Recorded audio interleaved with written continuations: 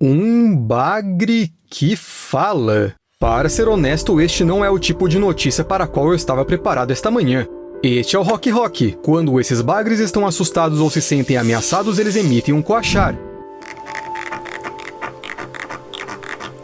E isso é bem engraçado. Às vezes o bagre emite esses sons quando está procurando por outros exemplares de sua espécie. Por exemplo, se você separar um peixe de um cardume, ele começará a coachar. Não é por acaso que esses bagres e seus parentes são chamados de falantes. Muitos deles são capazes de emitir sons audíveis e o fazem de diversas maneiras diferentes. Eles produzem, por exemplo, um som de estalo alto esfregando suas nadadeiras peitorais contra as escamas, e em seguida fazendo o som ressoar em sua bexiga natatória com a ajuda de um músculo na parte de trás do crânio.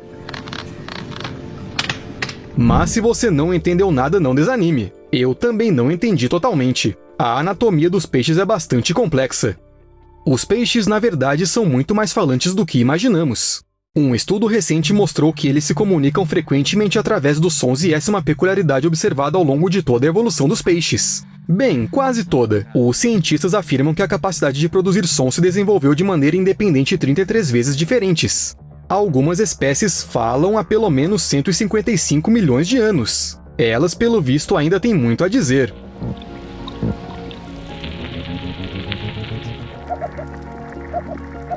Antes eram estudados apenas os peixes cujos sons podiam ser ouvidos pelo ouvido humano acima da superfície da água. No entanto, um microfone subaquático chamado hidrofone ajudou a descobrir que debaixo d'água também há bastante barulho. Os pesquisadores acreditam que os peixes falam sobre uma ampla variedade de coisas, incluindo alimentação e reprodução. Eles usam sons para atrair fêmeas, espantar predadores, proteger sua comida ou seu território.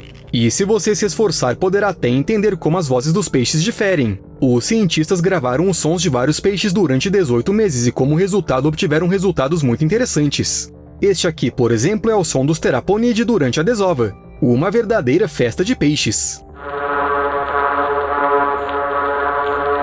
Já este aqui é o som de uma roncadeira austral e ela também está em época de reprodução.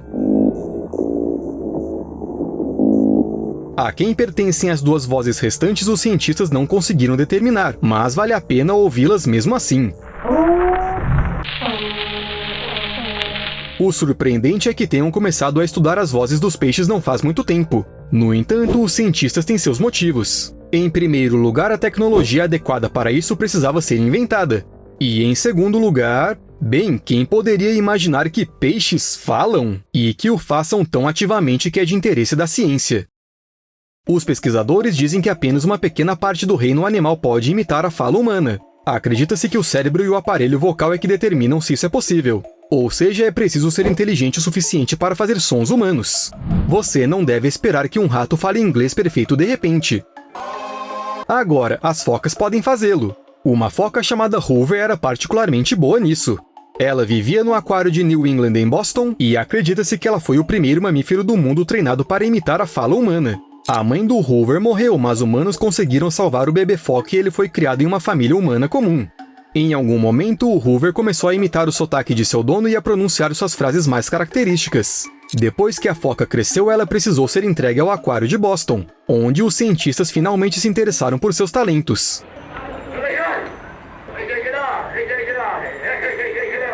Sabe-se que o Hoover era capaz de dizer frases como "vem aqui", "sai daqui" e "olá, como vai você?". Os cientistas ficaram intrigados para entender como ele era capaz de imitar a fala humana.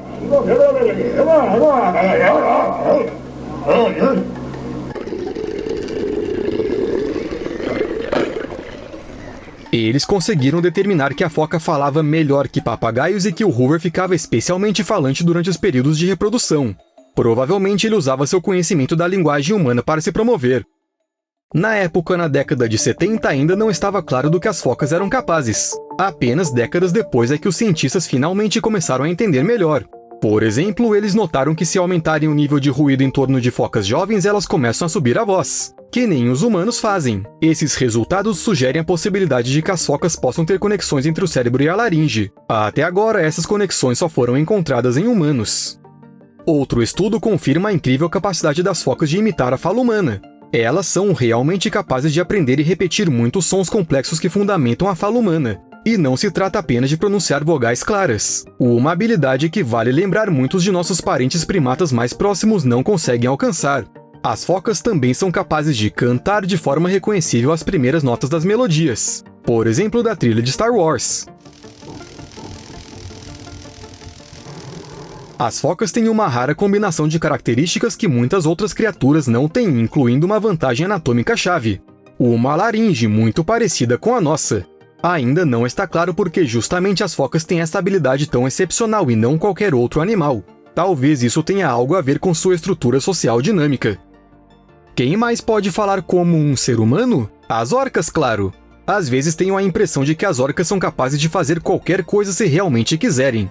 Uma equipe internacional de pesquisadores estudando 2 orcas em um aquário na França descobriu que as orcas são capazes de emitir sons da fala humana, incluindo palavras como olá e tchau e uma série de exclamações. Hello?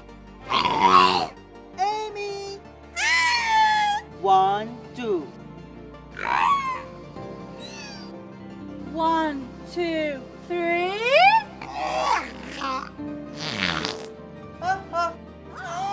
Bye bye. A partir disso, é possível concluir que as baleias assassinas têm a capacidade de memorizar os sons que ouvem. Isso também explica por que as orcas de diferentes partes do planeta soam de maneira diferente. Sim, as orcas têm dialetos e não podemos garantir que orcas de diferentes regiões se entendam rápida e facilmente. Muito provavelmente elas terão que pensar um pouco e perguntar outra vez, se é que essas coisas acontecem com animais. Por outro lado, os cientistas realmente duvidam que as orcas entendam as palavras que pronunciam, ou seja, é apenas uma imitação sem sentido. Não há evidências de que alguma orca entenda o que significa o olá que ela disse. A próxima história realmente me divertiu. Em 1984, trabalhadores da Fundação Nacional de Mamíferos Marinhos de San Diego ouviram um murmúrio estranho vindo de um aquário de baleias e golfinhos. Parecia uma conversa entre 2 pessoas à distância, mas era impossível entender exatamente o que essas pessoas estavam falando. O murmúrio se repetiu diversas vezes. Isso continuou até que um dia um mergulhador saiu do tanque e perguntou: "Quem me disse para sair?" Foi então que os cuidadores perceberam que todo esse tempo quem estava falando era uma baleia beluga macho chamada Nock. Seus exercícios vocais começaram a ser gravados e isso durou vários anos.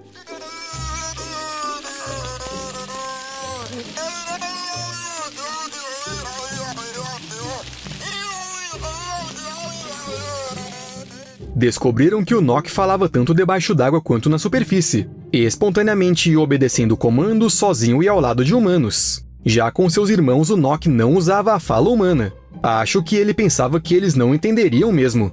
O mais interessante é que o ritmo e a amplitude de suas rajadas de voz, assim como os intervalos entre elas, correspondiam à fala humana, assim como as principais frequências do som. Elas se encontravam algumas oitavas abaixo dos sons característicos desta espécie. A baleia beluga copiou as pessoas por cerca de 4 anos, mas depois atingiu a maturidade e as tentativas de falar pararam. O Nock perdeu a capacidade de emitir sons humanos ou simplesmente perdeu o interesse nisso. Mas por que o Nock fazia isso antes? Bem, pelo visto ele simplesmente gostava. Ele era um cara que estava disposto a experimentar qualquer coisa. Ele gostava de imitar a fala, observar as pessoas e suas reações, estabelecer uma conexão. Resumindo, para o Nock era uma forma interessante de interagir com outra espécie.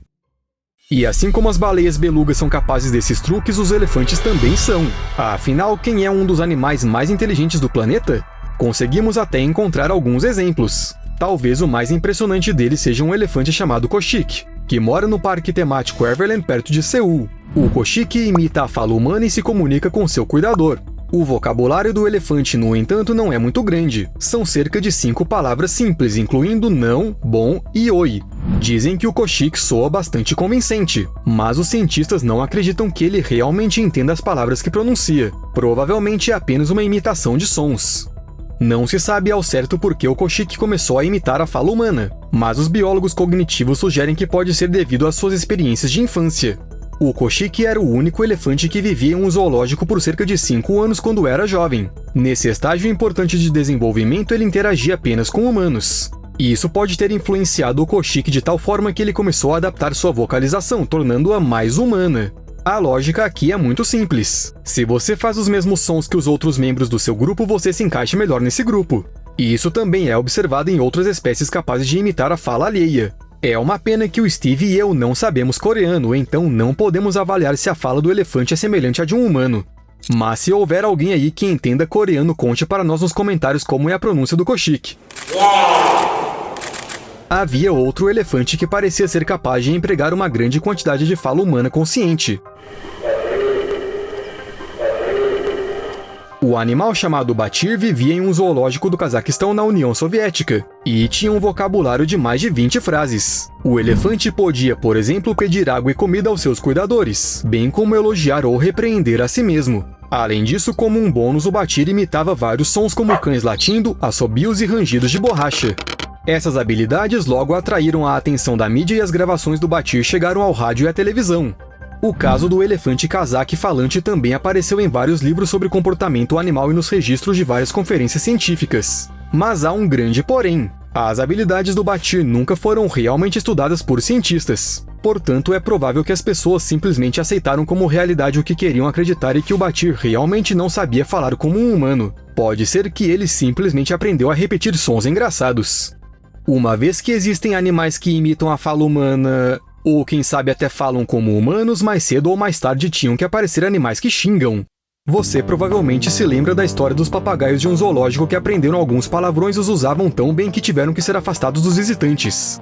Mas aqui temos uma história completamente diferente e seu protagonista é um pato almiscarado australiano macho chamado Ripper. O Ripper foi criado em cativeiro na reserva natural Tidbinbilla, e um dia foi gravado fazendo o som de portas batendo, além de dizer "maldito bobão". Os pesquisadores acreditam que esta é uma frase que o Ripper provavelmente ouviu de seu cuidador em várias ocasiões. Eles não sabem ao certo a idade que o pássaro tinha quando essa frase foi ouvida pela primeira vez. Mas na época da gravação, Ripper já tinha 4 anos e xingava como um humano durante as manobras agressivas de acasalamento. É possível também que o cuidador tenha dito ao pato "maldita ração" e o Ripper repetiu a palavra ração em vez de bobão. Mas é impossível entender o que exatamente o pássaro quis dizer.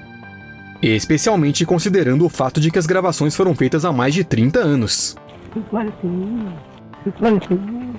Mas o Ripper não é o único exemplo de pato falante dessa espécie. Em 2000, outro pato almiscarado australiano foi visto na mesma reserva imitando um pato de uma espécie diferente. Pode não parecer nada de especial porque é fala de ave mesmo assim, mas acho que para os próprios patos não há muita diferença em quem eles estão imitando. Para eles são apenas sons incompreensíveis que outros animais emitem. Nós, por exemplo, não pensamos no que exatamente estamos dizendo quando miamos para os gatos. Sabe-se que outros patos almiscarados, desta vez no Reino Unido, também faziam imitações sonoras, reproduzindo a tosse de um vigia e o rangido de uma catraca. Até mais!